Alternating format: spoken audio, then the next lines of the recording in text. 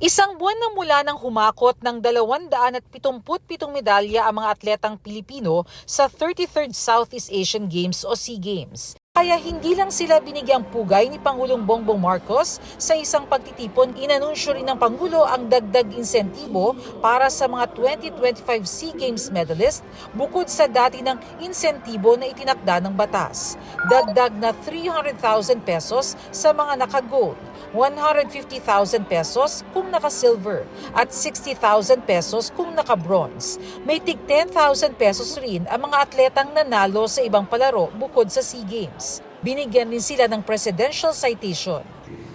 Batid natin walang katumbas na halaga ang inyong sakripisyo. Ngunit, tanggapin ninyo ito bilang simbolo ng pagpupugay at pasasalamat. Nais kong bigyan din ang kahalagahan ng disiplina. Ang disiplina ay hindi lamang susi sa panalo sa loob ng arena. Ito ay umuhubog sa ating pagkatao. Ang mamuhay ng may layunin, magsikap ng may kahulugan, at mangarap ng mga malinaw na direksyon.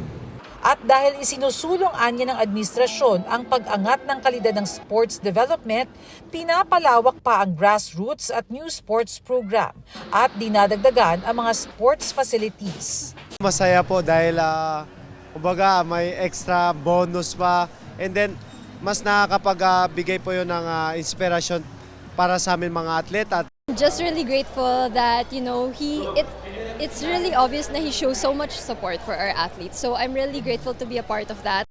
Sobrang saya ng team at saka sobrang saya ko po kasi first time po nakuha ko po yung gold medal at saka first po gold medal ng weightlifting.